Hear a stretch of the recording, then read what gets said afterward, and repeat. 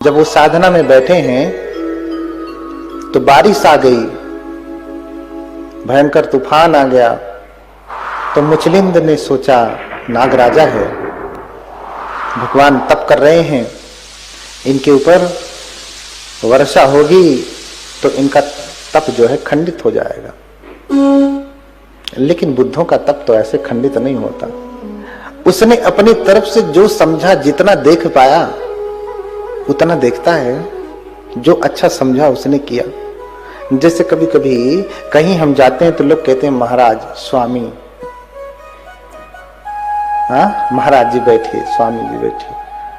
अब उसकी दृष्टि जितना वो ऊंचा समझ सकता है वो कह रहा है। तो बहुत सारे हमारे भिक्षुगण हैं, वो गुस्सा हो जाते, तुम्हें मैं महाराज दिखता हूं, तुम्हें मैं स्वामी दिखता हूं। हाँ, अरे अपने अनुसार उसने जो श्रेष्ठ शब्द समझा वो कहा, उसकी दृष्टि में जितना ऊंचा दिखा उसने कहा। उसके पास उससे ऊंचा शब्द नहीं मिला, इसलिए उसने महाराज कहा, स्वामी कहा, हाँ पंडित जी कह दिया। जो उसको ऊंचा लगा उसने कह दिया। अपनी दृष्टि से व्यक्ति जितना अच्छा सोचता है, करना चाहता है, मुचलिंद भी सोचता है कि भगवान बुद्ध का तप खंडित हो जाएगा, इसलिए अपने शरीर के भोगों से बुद्ध को लपेट करके और अपने फण को ऐसे बुद्ध के ऊपर कर लेता। इसलिए कहीं पे भी, बहुत सारी जगहों पे आप देखेंगे तो बुद्ध की मूर्ति है, ऊपर से नाग की 7 फणों वाला नाग है जो बुद्ध की रक्षा कर रहा।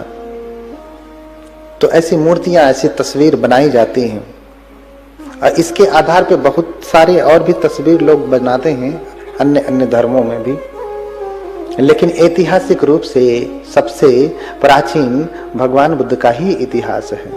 कोई अगर ये कहता है कि लाखों वर्षों पहले हमारे भगवान हुए हैं बुद्ध से पहले, तो हम ये कहेंगे कल्पों वर्षों पहले बुद्ध हुए हैं, जिसकी गणना तो लाखों में होती ही नहीं। और बुद्धों की तो पूरी वंशावली है। एक बुद्ध से दूसरे बुद्ध के होने का समय कितना है ये तो मैंने बताया है। इसलिए कहीं से कह करके कोई भाग नहीं सकता कि हम पुराने हैं इसलिए नहीं मिल रहा, नहीं।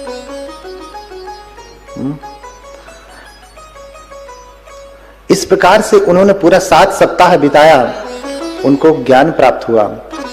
मैंने कहा ना, ध्यान ही कीन्ही गहन गंभीरा,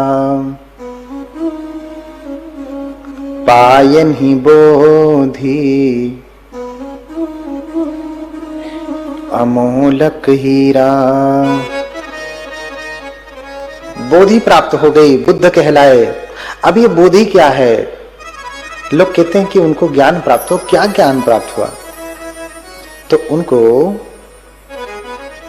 पुब्बे निवासानुसति प्राप्त हुई, चतुप्पपाद ज्ञान प्राप्त हुआ, और सबसे बड़ी बात प्राप्त हुई आसवक्षय। पुब्बे निवासानुसति का अर्थ है कि पिछला जन्म कितना था वो सब देख लेते हैं। अनंत जन्मों को बुद्ध देख सकते हैं, जिसकी कोई सीमा नहीं, कोई अंत नहीं। इतना बुद्ध देख सकते हैं। बहुत सारे तपस्वी हैं, योगी हैं, वो भी पिछला जन्म देखते हैं, लेकिन उनकी आंखों की क्षमता है। जैसे हम यहाँ से कितना दूर देख सकते हैं, बहुत करेंगे 500 मीटर दूर तक देख सकते हैं ना, हमारे आंखों की सीमा है। लेकिन यही कोई दूसरा जीव आ जाए, गिद्ध आ जाए, उसकी आंखें तो 80 कोस तक देख सकती हैं, देख सकती है ना। बुद्ध के ज्ञान का चक्षु इतना तीव्र है कि अनंत जन्मों को देख सकते हैं, पीछे भी और होने वाले। चतुप्पपादयान, क्या कर्म करने से व्यक्ति क्या होता है ये भी बुद्ध देख लेते हैं। तो ये दोनों अद्भुत ज्ञान बुद्ध के पास हैं। अनंत जन्मों तक पीछे देख सकते हैं। इसलिए जब ज्ञान प्राप्त हुआ तो उन्होंने अपना देखा कि मैं कितने समय से भटक रहा था। देखने के बाद सहसा ही उनके मुख से उदान निकला, देखिए बौद्ध धर्म में त्रिपिटक में सूत्र पिटक के अंतर्गत खुद्दक निकाय है, उसमें 15 ग्रंथ है, उसमें उदान एक ग्रंथ है। उदान किसे कहते हैं? सहसा भगवान बुद्ध के मुख से कुछ धर्म का वचन निकल जाता है, उसे उदान कहते हैं, अटरेंस कहते हैं। अचानक से निकल जाता है। तो अचानक से निकला। जब पिछला जन्म देखा अपना, तो उन्होंने क्या देखा कि अनेक जाति संसारम संधा विषम मनि विषम गहकार कंगवे संतो दुखा जाति पुनः पुनम गहकार कंग दिठोसी पुनगेहं न काहसी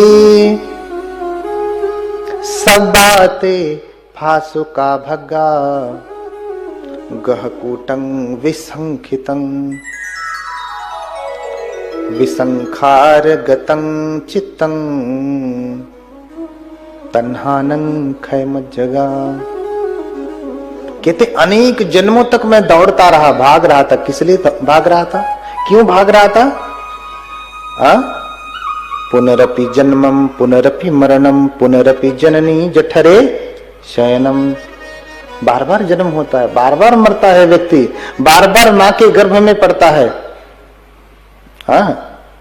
मिध्यता होती महावराओ निदायिता व संपरिवसाई महावराहो व निवाप पुठो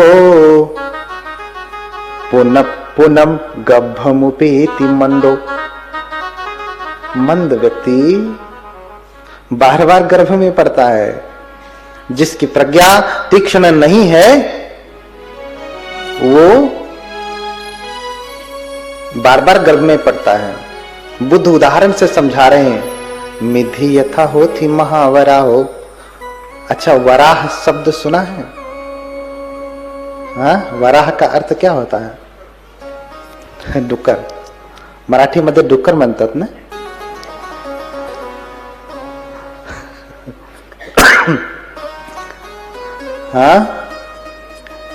जैसे दाना खा करके पले मोटे सुअर की भांति जब खा लेता है ना, वरा हो खा लेता है तो सोता है, दिन भर सोता है। सारा संसार बस दाना खा करके सो रहा है। और क्या कर रहा है? कुछ और किया? कुछ और नहीं किया। न तो भजन किया, न कीर्तन किया, न जप किया, न तप किया, न ध्यान किया, न शीलों का पालन किया, न दान किया। कुछ तो कर लेते। किया भी तो इतना सा कहीं दान किया तो इतना बड़ा दिखाया। कहीं कुछ बनवा दिया तो नाम लिखवा दिया, किसी ने बनवाया फलाने। अरे तो भैया जो बनवाने में पुण्य किया नाम लिखवा करके बराबर हो तो सौदा हो गया, सौदेबाजी कर लिया। पुण्य कहां बचा? फिर पुण्य बचा ना। आपने तो सौदा किया, सौदेबाजी हो रही है। पुनरपि जन्मम पुनरपि मरणम। बुद्ध देख रहे हैं कि अनेक जाति संसारम संधा विषम अने विषम। बार बार जन्म ले रहा था, दौड़ रहा था। क्यों? तृष्णा के कारण। तृष्णा के कारण बार बार दौड़ रहा था। लेकिन अब घर कौन बना रहा था? ये तृष्णा। तृष्णा की वजह से ही मैं उलझा हुआ था। ये पूरा संसार उलझा हुआ है। बाद में बुद्ध से किसी ने आकर के पूछा, एक देवता ने जटा सूत्र में, अंतो जटा बहि जटा जटाए जटिता पजा तंग तंगो तम पुच्छामि को इमंग विजटई जटंग। भीतर भी जटा है, बाहर भी जटा है। कौन सी जटा? ये जो बांधते हैं ये नहीं। जटा का अर्थ है तृष्णा। अंदर भी तृष्णा है, बाहर देखो तो बाहर में भी तृष्णा ही है। सारा संसार जटाए जटिता पजा। पजा का अर्थ होता है संसार, लोक, जन। ये सारा संसार, सारे लोग इसी जटा में फंसे हुए हैं। को इमंग विजटय जटंग, लेकिन कौन इस जटा से निकल पाएगा? तो उत्तर दिया, सीले पतिठाय नरो सपन्यो, प्रज्ञा से, नहीं तो पुनः पूनम गभमुपेति मंदो, बुद्धि नहीं है, मंद बुद्धि है, प्रज्ञा नहीं है तो बार बार गर्भ में पड़ेगा। बुद्ध क्या कह रहे हैं? सीले पतिठाय नरो सपन्यो, चित्तं पञ्च भावयं, आतापि निपको भिक्षु, सो इमं विजटे जटं। हाँ, कह रहे कि सील रूपी नौका पे प्रतिष्ठित होकर के, हाँ, प्रज्ञा का चप्पू लेकर के, श्रम करके, आतापी श्रम करके, चप्पू अपने आप चलेगा नहीं ना, हाँ, राफ्ट जिसको बोलते हैं, पतवार हो, वो अपने से तो चलेगा नहीं, उसके लिए तप करना पड़ेगा, मेहनत करना पड़ेगा, हाँ, यानी ध्यान करना पड़ेगा, साधना करनी पड़ेगी। आतापी निपको भिक्षु, और जो मेहनत करेगा, तप करेगा, वही निपुण भिक्षु ही सो इमंग विजटे जटंग, वही इस जटा को काट पाएगा, नहीं तो ये जटा बढ़ती जाएगी, बहुत बड़ी हो जाएगी। और जटा जितनी बढ़ती है उतना अच्छा लगता है ना? नहीं अच्छा लगता। आपकी जटाएं यहाँ घुटनों तक आ जाए तो अच्छा लगता है ना? और ये लौकिक जटा भी जितनी बढ़ जाए, खूब धन दौलत बढ़ जाए तो भी अच्छा ही लगता है ना? जटा चाहे ये हो, जटा चाहे ये हो, जो भी बढ़ता है अच्छा लगता है। क्यों? क्योंकि यहाँ भी जटा ही है, आग है यहाँ पे। आग में आग पड़ती है तो आग का स्वरूप बढ़ता है, आग में घी डाला जाए तो और भी बढ़ने लगता है। तो ये सब चीजें हमारे भीतर की आग को बढ़ाते हैं, जटा को बढ़ाती हैं, तृष्णा को बढ़ाती हैं। इसलिए बुद्ध सब राजपाट छोड़ करके कहाँ जाते हैं? जंगल में जाते हैं। अरे घर में बैठे रहने से बुद्ध हो जाते तो बैठे रहते, हाँ? या घर में रहना उतना पुण्य कारक हो जाता तो वापस फिर आ जाते घर में ज्ञान प्राप्ति के बाद। इसलिए कहा संवाद हो घरावासो अभोकासो पवज्जा। यही एक बात है जो अन्य लोगों को अच्छा नहीं लगता है कि गृहस्थी का जीवन बुरा होता है। नहीं नहीं, बुद्ध बुरा नहीं कह रहे हैं। बुद्ध कह रहे हैं कि बंधन कहाँ कम है, बंधन कहाँ ज्यादा है। हाँ, बंधन कहाँ कम है, बंधन कहाँ ज्यादा है। 10 रुपए आपके पास है, गिर गया तो ज्यादा पीड़ा नहीं होगी। 10 लाख की अटैची लेकर के जा रहे हैं, गिर गया तो हाँ, कलेजा हाथ में आ जाएगा। कलेजा हाथ में आ जाएगा।